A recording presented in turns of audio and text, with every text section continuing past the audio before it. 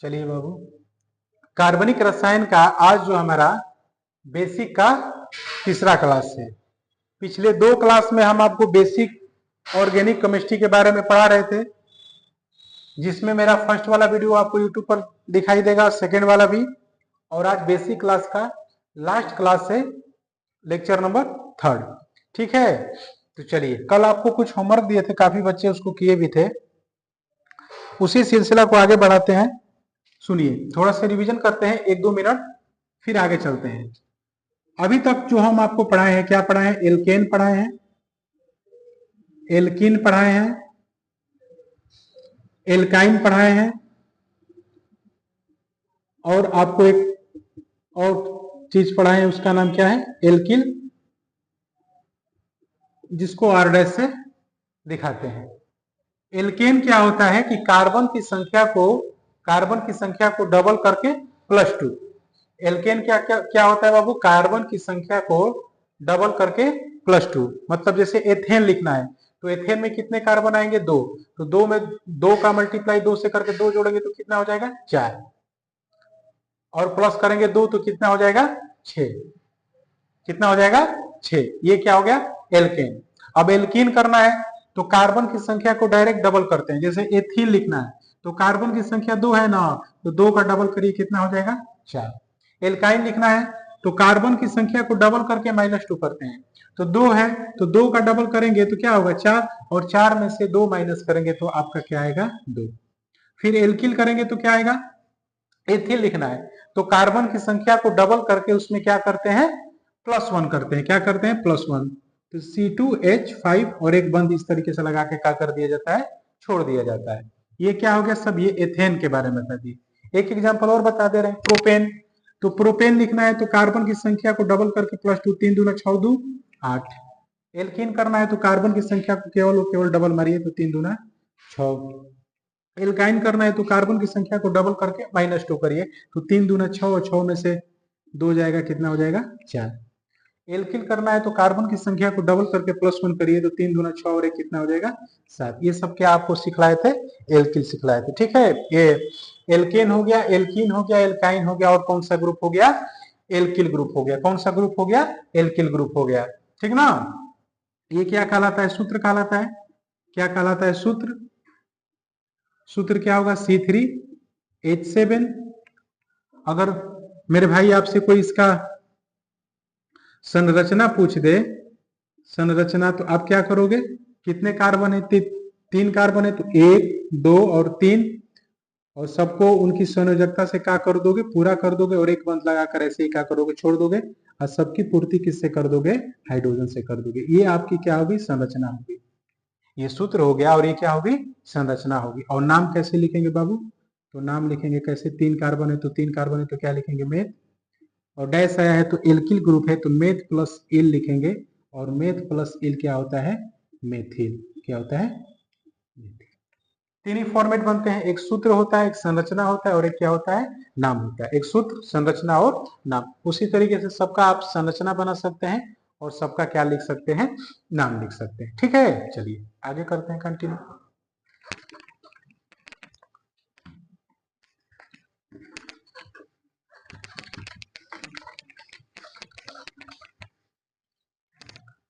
अब देखिए, अब हम अगला वाला जो टॉपिक पढ़ रहे हैं वो पढ़ रहे हैं हाइड्रोकार्बन। हाइड्रोकार्बन, हाइड्रोकार्बन किसे कहेंगे? जिसमें केवल हाइड्रोजन और कार्बन उपस्थित होते हैं, वो क्या कहलाते हैं? हाइड्रोकार्बन। जिस कार्बनिक यौगिक में केवल और केवल कार्बन और हाइड्रोजन दिखाई दे, वो सारे के सारे क्या है? हाइड्रोकार्बन। जैसे मीथेन हो गया, आपको केवल और केवल क्या दिखाई दे रहा है? कार्बन और हाइड्रोजन। एथेन हो गया, C2H6। एथीन हो गया, C2H4। अब तो ये सब आपको आ जाना चाहिए, ठीक ना? नहीं आ रहा है तो आप एक बार और वीडियो को सबको देख लीजिए। C3H6 प्रोपीन हो गया। हाइड्रोकार्बन में केवल और केवल कार्बन आएंगे और कौन आएगा? हाइड्रोजन आएगा। केवल और केवल कार्बन आएंगे और क्या आएगा? हाइड्रोजन आएगा। ठीक है, अब देखिए, अब हाइड्रोकार्बन में ही दो भाग होते हैं, एक होता है संतृप्त हाइड्रोकार्बन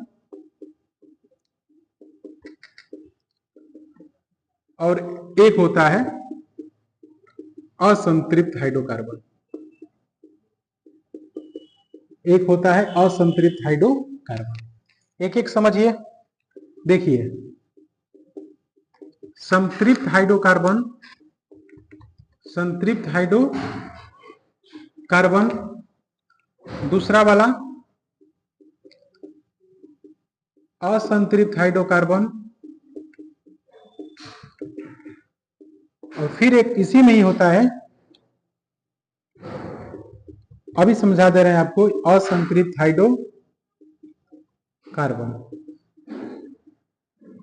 समझिए बाबू, संतृप्त हाइड्रोकार्बन में केवल क्या आएगा? एल्केन आएगा। संतृप्त हाइड्रोकार्बन में केवल क्या आएगा?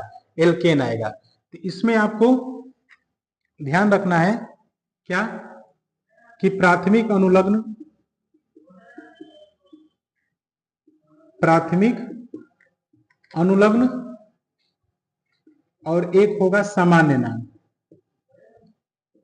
एक होगा सामान्य नाम। प्राथमिक अनुलग्न में संतृप्त हाइड्रोकार्बन में क्या लगता है? एन, और इसका सामान्य नाम क्या होगा? एल्केन। मतलब संतृप्त हाइड्रोकार्बन की जब भी बात चलेगी ना, आप किसको ढूंढोगे? सारे एल्केन वाले एग्जांपल को ढूंढोगे।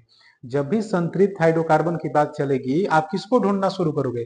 सारे एल्केन वाले एग्जांपल को ढूंढना शुरू करोगे। ठीक है। असंतृप्त में, असंतृप्त हाइड्रोकार्बन एक द्विबंध के साथ, द्विबंध के साथ, और असंतृप्त हाइड्रोकार्बन एक त्रिबंध के साथ, त्रिबंध के साथ। तो असंतृप्त हाइड्रोकार्बन द्विबंध के साथ में क्या आएगा? इन आएगा, और सामान्य नाम क्या होगा इसका? एल्कीन हो जाएगा। क्या हो जाएगा? एल्कीन हो जाएगा। और असंतृप्त हाइड्रोकार्बन एक त्रिबंध के साथ, तो त्रिबंध में क्या आएगा? ट्रिपल बॉन्ड आएगा। इसके लिए प्राथमिक अनुलग्न आप आइन लिखोगे और सामान्य नाम क्या लिखोगे? एल्काइन लिखोगे। क्या लिखोगे? एल्काइन लिखोगे। क्या लिखोगे? एल्काइन। ठीक है। अब सुनिए, जैसे जैसे मान लीजिए CH4, C2H4, C3H6, C4H10, C10H20 and C11H24। इसमें मान लीजिए कि 1 2 3 4 5 6 एग्जाम्पल आपको दे दिए गए। मान लीजिए आपसे कोई पूछा कि बताओ बाबू इसमें संतृप्त कौन है और असंतृप्त कौन है? इसमें संतृप्त कौन है और असंतृप्त कौन है? तो कैसे पहचान करना बताएं बाबू? देखिए, सिंपल ध्यान रखना है कि संतृप्त बताना है ना, तो आप क्या ढूंढना शुरू करोगे? एल्केन ढूंढना शुरू करो। क्या शुरू करोगे बाबू? एल्केन। असंतृप्त में भी दो केस होते हैं। असंतृप्त में कितने केस होते हैं? दो केस होते हैं। असंतृप्त हाइड्रोकार्बन एक द्विबंध के साथ और असंतृप्त हाइड्रोकार्बन एक त्रिबंध के साथ। तो जितने डबल बॉन्ड वाले, ट्रिपल बॉन्ड वाले, यानी एल्कीन और एल्काइन, सभी किसके अंतर्गत आते हैं? असंतृप्त के अंतर्गत आते हैं। किसके अंतर्गत आते हैं? असंतृप्त के। तो संतृप्त हाइड्रोकार्बन बताना है तो आप क्या ढूंढोगे? एल्केन। तो CH4 ये क्या है? मेथेन। क्या है? मेथेन। तो ये क्या है? संतृप्त। क्या है? संतृप्त हाइड्रोकार्बन। अब यहाँ ये C2H4, तो दो दूना का क्या हो रहा है? 4। और कार्बन की संख्या अगर किसी में डबल होती है तो एल्कीन होता है। कार्बन की संख्या डबल होती है तो क्या होता है? एल्कीन होता है। तो जब एल्कीन होता है तो एल्कीन किस में ढूंढेंगे? एल्कीन क्या होता है? असंतृप्त। तो इसके नीचे क्या लिखेंगे? असंतृप्त। क्या लिखेंगे? असंतृप्त। इसमें देखिए 3 दूना का 6, कार्बन की संख्या अपने आप का क्या हो रही है? डबल हो रही है। कार्बन की संख्या अपने आप का क्या हो रही है? डबल हो रही है। तो ये भी क्या कहलाएगा? असंतृप्त। क्या होगा? असंतृप्त। यहाँ कार्बन की संख्या अपने आप का डबल होकर +2 हो रही है। ध्यान से देखो बाबू, 4 दूना 8 2 10, 4 दूना 8 2 10, 4 दूना 8 2 10। कार्बन की संख्या डबल होकर +2 हो रही है। इसका मतलब एल्केन है, और एल्केन में क्या होता है? संतृप्त होता है। क्या होता है? संतृप्त होता है। यहाँ 10 दूना का 20, कार्बन की संख्या अपने आप का क्या हो रही है? डबल हो रही है। तो ये क्या होगा? असंतृप्त होगा। क्या होगा? असंतृप्त होगा। क्या होगा? असंतृप्त होगा। ठीक है। उसके बाद जो है, मान यहाँ पर एग्जांपल लिख दे रहे हैं C11 H24, C11H24। तो ये क्या कहलाएगा, देखिए कार्बन की संख्या अपने आप का डबल होकर +2, 11 दूना 22, 22 और 2 24, 11 दूना 22, 22 और 2 24। तो कार्बन की संख्या डबल होकर +2 होगी तो एल्केन कहलाएगा। और सारे एल्केन क्या कहलाते हैं, संतृप्त हाइड्रोकार्बन कहलाते हैं। सारे एल्केन क्या कहलाते हैं, संतृप्त हाइड्रोकार्बन कहलाते हैं। और एल्कीन और एल्काइन के एग्जाम्पल असंतृप्त हाइड्रोकार्बन कहलाते हैं। जैसे मान लीजिए पेपर वाला आपसे क्वेश्चन पूछा कि C4H6, C4H6 बताइए बाबू संतृप्त है कि असंतृप्त है। तो आप कैसे कहोगे कि सर 4 दूना 8, 8 में से 2 गया 6। मतलब कार्बन की संख्या को प्लस गुणे 2 करके -2 किया गया है। और कार्बन की संख्या को गुणा 2 करके -2 किया जाता है, यानी वो पक्का कौन सा केस बनता है बाबू, तो एल्काइन केस बनता है। अगर केस हमारा एल्काइन है तो कौन सा हाइड्रोकार्बन होगा, तो असंतृप्त हाइड्रोकार्बन होगा। तो C4H6 तुम्हारा क्या है, असंतृप्त है। कैसा है, असंतृप्त है। ठीक है, तो सीधा बात क्या ध्यान रखना है बाबू, सीधा बात क्या ध्यान रखना है, पहले इतना नोट कर लीजिए।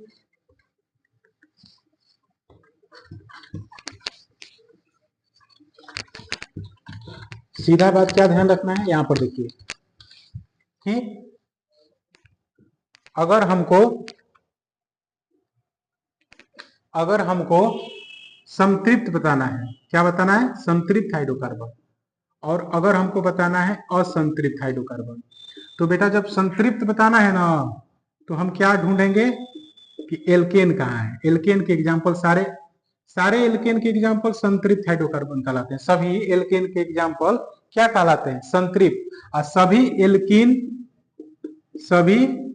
एल्कीन और एल्काइन, सभी एल्कीन और सभी एल्काइन के एग्जाम्पल आपको क्या कहलाते हैं, असंतृप्त कहलाते हैं। अब समझ में आया, जितने भी एल्केन वाले एग्जाम्पल होंगे ना सभी संतृप्त के अंतर्गत आएंगे, और जितने एल्कीन और एल्काइन वाले एग्जाम्पल होंगे वो किसके अंतर्गत आएंगे, असंतृप्त हाइड्रोकार्बन के आएंगे अंतर्गत। जैसे C2H2, तुमसे आपसे कोई पूछ दिया कि बताओ बाबू ये कौन सा हाइड्रोकार्बन, संतृप्त हाइड्रोकार्बन है कि असंतृप्त हाइड्रोकार्बन है, तो आप क्या करोगे कि कार्बन की संख्या डबल होकर -2 ही है, तभी ना 2 आया है। कार्बन की संख्या डबल होकर -2 करेंगे तभी ना 2 आएगा। 2 दूना का कितना होता है 4, और 4 में से 2 माइनस करेंगे तो क्या आएगा 2। यानी कहीं ना कहीं कार्बन की संख्या अपने आप का डबल होकर -2 हो रही है तो 2 आ रहा है। कार्बन की संख्या अपने आप का डबल होकर -2 हो रही है तो ये C2H2 बना है। तो 100% ये फिक्स है कि कौन सा केस है, एल्काइन का केस है।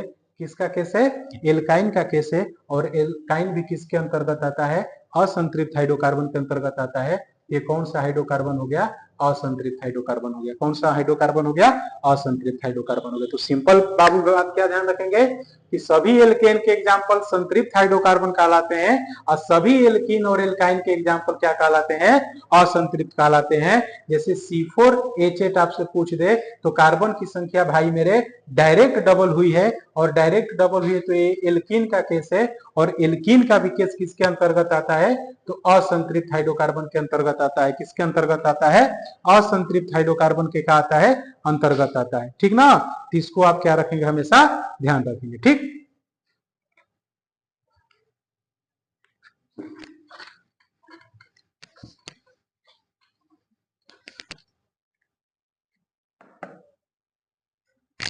चलिए अब एक छोटा सा और यहाँ पर पॉइंट डिस्कस करते हैं। समूह, जिसको हम लोग क्या बोलते हैं, मूलक भी, इसको क्या बोलते हैं बाबू, देखो समझिए। जिन कार्बनिक यौगिक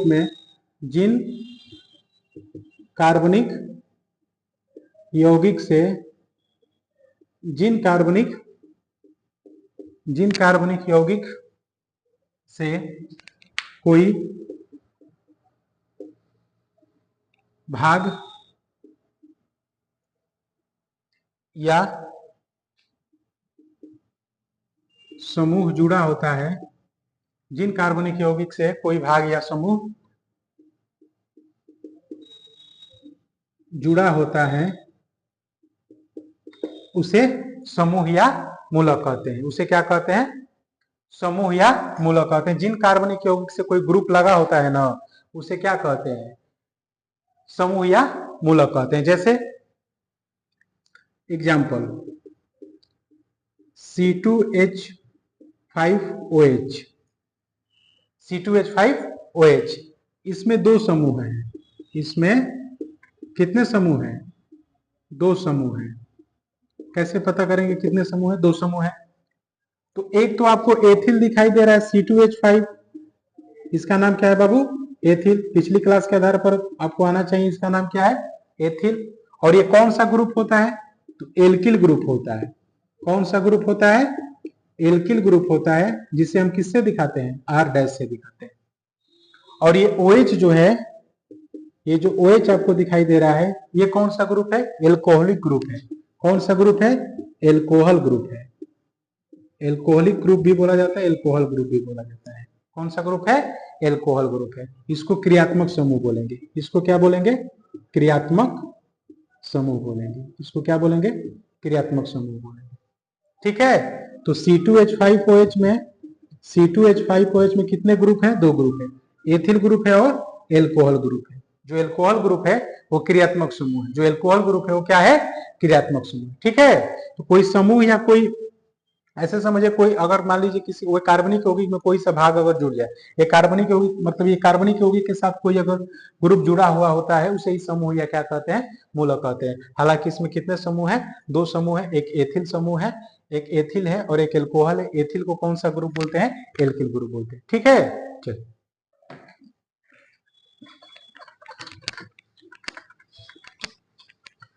एक अच्छा पॉइंट और डिस्कस करते हैं, ध्यान से देखिएगा। यहां देखिएगा,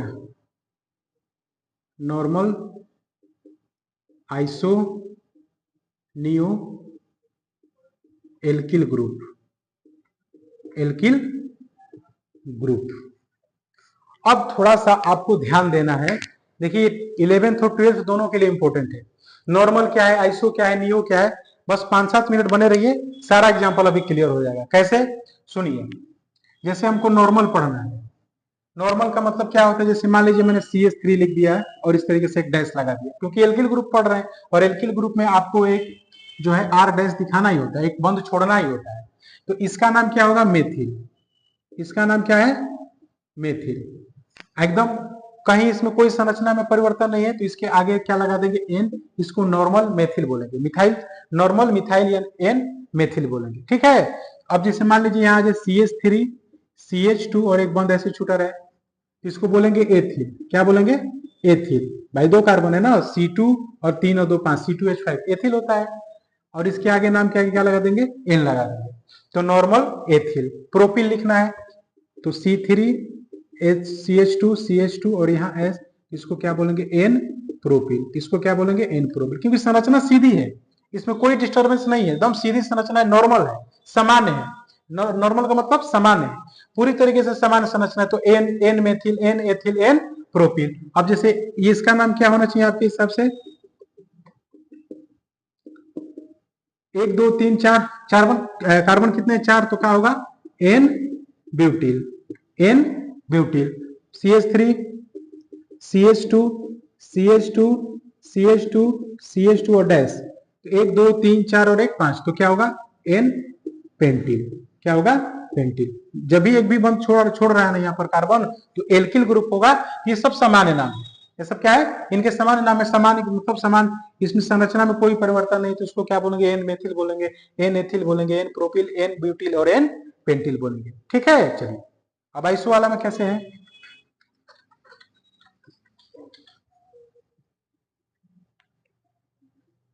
आइसो वाला क्या है बाबू? ध्यान से सुनिएगा, थोड़ा सा इंपॉर्टेंट है।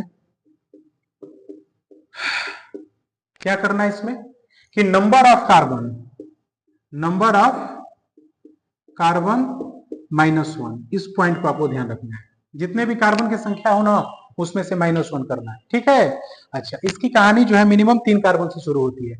जैसे कार्बन की संख्या मैंने कितनी ले ली? 3 कार्बन की संख्या। जैसे मान लीजिए, सुनिए हमारी बात को, जैसे आइसोप्रोपिल लिखना है। क्या लिखना है? आइसोप्रोपिल। और प्रोप में कितने कार्बन होते हैं? 3 होते हैं। कितने होते हैं? 3 होते हैं। तो जितनी कार्बन की संख्या है ना, नंबर ऑफ कार्बन, जितनी कार्बन की संख्या है उसमें से 1 माइनस कर दीजिए। 3 में से 1 माइनस करेंगे तो कितना आएगा? 2 आएगा। कितना आएगा? 2 आएगा। तो अब इस दो कार्बन को ऐसे एक दो लगा और एक ऐसे एक बंद बनाकर छोड़ दीजिए। अब बाबू जिस कार्बन को तुमने माइनस किया है ना, जिस कार्बन को तुमने माइनस किया है उस कार्बन को लेफ्ट साइड से एक कार्बन छोड़कर सेकेंड वाले कार्बन के जस्ट नीचे लिख दीजिए। जिस कार्बन को आपने माइनस किया है उस कार्बन को लेफ्ट साइड से एक कार्बन छोड़कर दूसरे वाले कार्बन के नीचे क्या कर दीजिए, जोड़ दीजिए। ये पूरा का पूरा स्ट्रक्चर जो है आपको क्या कहलाएगा, तो आइसोप्रोपिल कहलाएगा। क्या कहलाएगा, आइसोप्रोपिल कहलाएगा। ठीक है, अब सुनिए एक एग्जांपल से कहां बात बनती है, आइए आगे देखते हैं। जैसे आइसोब्यूटिल लिखना है, आइसो क्या लिखना है, ब्यूटिल, तो क्या करेंगे, ब्यूट में कितने कार्बन होते हैं, 4, तो आप 4 लिखिए सिंपल। और बाबू 4 में से 1 माइनस करोगे तो कितना आएगा, 3। तो सिंपल 3 कार्बन का चैन बनाइए, 1 2 3 और एक डैश लगाकर एक बंद बनाकर छोड़ दीजिए। ठीक है, जिस कार्बन को आपने बाबू माइनस किया है ना, जिस कार्बन को आपने माइनस किया है उस कार्बन को लेफ्ट साइड से एक कार्बन छोड़कर दूसरे वाले कार्बन के पास क्या करिए, लगा दीजिए। ये क्या पढ़ा जाएगा, आइसोब्यूटिल। क्या पढ़ा जाएगा, आइसोब्यूटाइल या आइसोब्यूटिल। ठीक है, चलिए अब जैसे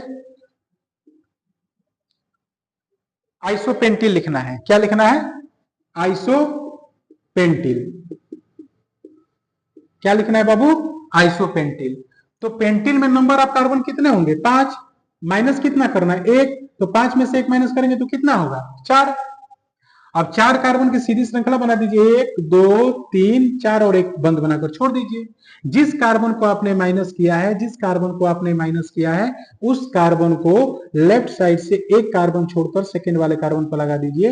ये क्या पढ़ा जाएगा, तो आइसोपेंटिल पढ़ा जाएगा। क्या पढ़ा जाएगा, आइसोपेंटिल पढ़ा जाएगा। एक और एग्जांपल लास्ट देखिए, जैसे आइसोहेप्टिल बनाना है, आइसोहेप्टिल बनाना है, तो आइसोहेप्टिल में कितने कार्बन होते हैं, हेप्ट में 7 होते हैं। कितने होते हैं, 7 होते हैं। तो 7 में से जब 1 माइनस करेंगे तो कितना आएगा, 6 कार्बन की सीधी श्रृंखला बना लीजिए। 6 कार्बन की क्या करिए, सीधी श्रृंखला बना दीजिए। एक, यहां देखिए ऐसे बना रहे हैं, 1 2 3 4 5 6 और एक क्या लगा दीजिए, डैश लगा दीजिए।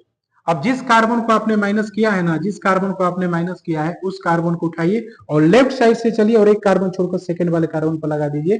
ये पूरा का पूरा कौन सी संरचना पड़ी जाएगी, तो आइसोहेप्टिल पड़ी जाएगी। क्या पड़ी जाएगी, आइसो। आइसो का मतलब क्या है कि लेफ्ट साइड से एक कार्बन छोड़कर सेकंड वाले कार्बन के नीचे क्या लगा दीजिए, कार्बन लगा दीजिए, जिस कार्बन को आपने क्या किया है, माइनस किया है। समझ में आ रहा है, बस यही सब क्या कहा, ये आइसोप्रोपिल, आइसोब्यूटिल, आइसोपेंटिल, आइसोहेप्टिल, ये सब कैसे 12th क्लास में बहुत ज्यादा ये भर भर का एग्जाम्पल आएगा। ये आपके लिए क्या होने वाला है, इंपॉर्टेंट होने वाला है। तो ये सभी संरचना पढ़ने को तो मान लीजिए डायरेक्ट पढ़ा दे बता दे तो फिर वो गड़बड़ हो जाएगा। ये सब काफी बेसिक चीजें हैं जो बच्चों को एकदम आना चाहिए। बच्चे इन सब में इसी में फंस जाते हैं, नहीं आता है कि आइसोप्रोपिल क्या है, आइसोब्यूटिल क्या है, आइसोपेंटिल क्या है। तो कम से कम जो बेसिक क्लास है ना, इसमें हमेशा इस क्वेश्चन को सभी एग्जाम्पल को ध्यान रखिए। ठीक है, चलिए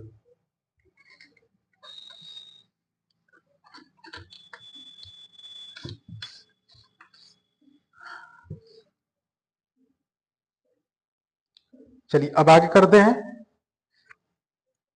अब एक केस पढ़ते हैं नियो वाला है। किस वाला, किस कौन सा, नियो। नियो में आपको क्या ध्यान रखना है बाबू, number of carbon, number of carbon minus 2। Number of carbon minus क्या करना है, 2। मतलब जितनी कार्बन की संख्या हो ना उसको कितने, उसमें से कितना माइनस कर देना है, 2 माइनस कर देना है। तो कैसे करेंगे, अच्छा नियो वाले केस में मिनिमम 5 कार्बन होने चाहिए। नियो वाले केस में मिनिमम 5 कार्बन होने चाहिए। जैसे मान लीजिए आपसे कोई कहा कि भाई मेरे को न्यू पेंटिल का स्ट्रक्चर बनाओ, न्यू पेंटिल का क्या बनाइए, स्ट्रक्चर। तो पेंटिल में कितने कार्बन होते हैं, 5। पेंट में कितने कार्बन होते हैं, 5। Meth, eth, prop, but, pent, hex, hept, आर्क, नॉन, डेक। तो पेंट पर कितने कार्बन आ रहे हैं, 5। और नियो वाले केस में, नियो वाले केस में नंबर ऑफ कार्बन में से कितना माइनस किया जाता है, 2 माइनस किया जाता है। तो 5 में से 2 माइनस करेंगे तो कितना आएगा, 3 आएगा। कितना आएगा, 3 आएगा। अब इस 3 कार्बन की सीधी श्रृंखला बनाई, 1 2 3।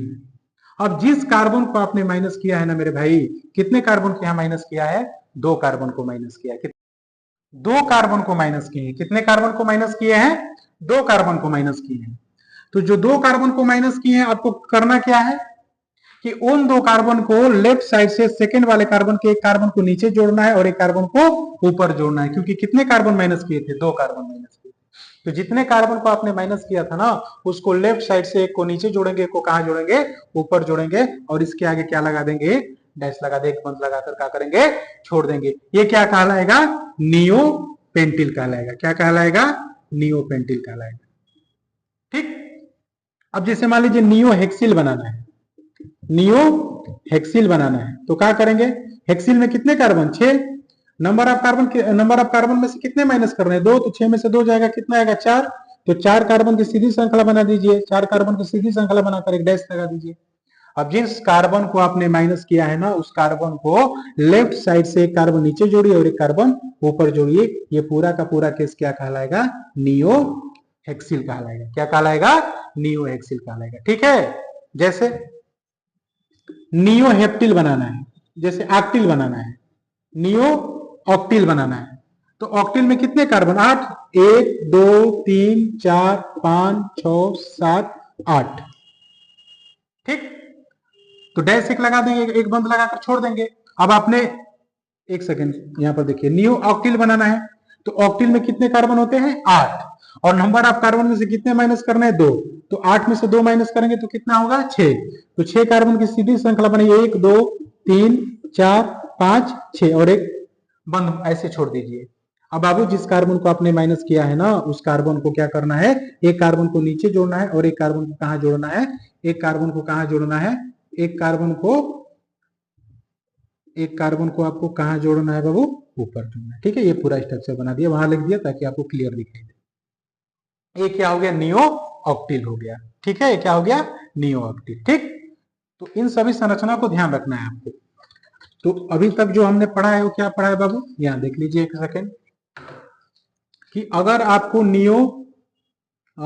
अगर आपको आइसोब्यूटिल बनाना है, ब्यूटाइल बनाना है, आइसोब्यूटाइल बनाना है और एक तरफ आपको बनाना है नियो हेप्टिल बनाना है, नियो हेप्टिल बनाना है। तो एक बार और रिवाइज करा दे रहे हैं, आप समझ लीजिए।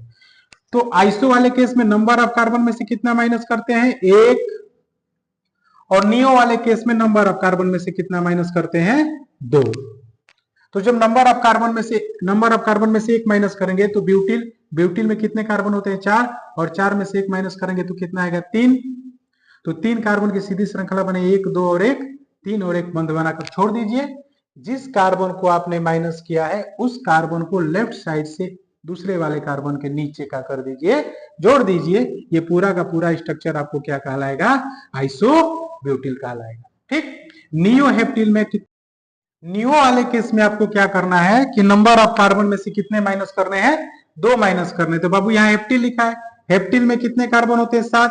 Meth eth pro but pent hex hept oct non dec. तो हेप्ट कितने नंबर पे आता है, 7 नंबर पर आता है। 7 में से 2 माइनस करेंगे तो कितना आएगा, 5 आएगा। 5 कार्बन की सीधी श्रृंखला बनाइए, 1 2 3 4 5 और एक बंद बनाकर छोड़ दीजिए।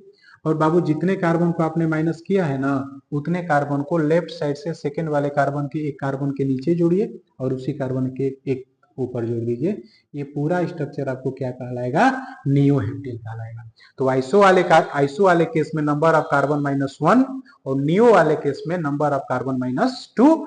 आइसो और नियो में लेफ्ट साइड से एक कार्बन को छोड़कर दूसरे वाले कार्बन के आइसो वाले केस में लेफ्ट साइड से एक कार्बन को छोड़कर दूसरे वाले कार्बन के नीचे कार्बन, और नियो वाले केस में लेफ्ट साइड से एक कार्बन छोड़कर दूसरे वाले कार्बन के एक कार्बन को नीचे जोड़ते हैं और एक कार्बन को कहां जोड़ते हैं, ऊपर जोड़ते हैं। ठीक है। एक बार 2 बार आप इस वीडियो को पीछे करके अच्छे से देखिए और बढ़िया से समझिए। ये सारे एग्जाम्पल इंपॉर्टेंट है। ठीक है। नोट्स पॉसिबल हो पा रहा है तो नोट्स जरूर बनाइए और जो भी बेसिक चीजें हम बता रहे हैं उसको अच्छे से कॉपी पर नोट करिए और इसको पढ़िए अच्छे से। ठीक है। तो आपको केमिस्ट्री में, ऑर्गेनिक केमिस्ट्री के IUPAC में दिक्कत नहीं रहेगा। सारे IUPAC आप अच्छे से कर पाओगे। ठीक है। बेसिक क्लास का आज हमारा आखिरी दिन है, उसके बाद कल से IUPAC शुरू करेंगे। उसके बाद आपको एक एक चीजें बताना वहां से शुरू करेंगे। ठीक है। चलिए आज कुछ होमवर्क देते हैं आपके लिए, आप उसको जरूर करके बताइए कमेंट बॉक्स में। जैसे कल बताए थे, कल कुछ बच्चे बताए थे, काफी अच्छा लगा था। बताइएगा आप भी जैसे आज है निम्न में से संतृप्त एवं असंतृप्त को छांटिए। ठीक,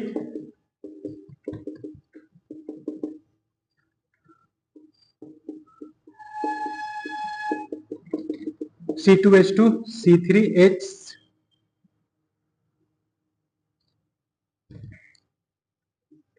C3H8 example number 4, C4H10 example number 5, C5H8 example number 6, C9H16 example number 7, C10H18 और एग्जाम्पल नंबर 8 जो है वो क्या है, C2H4।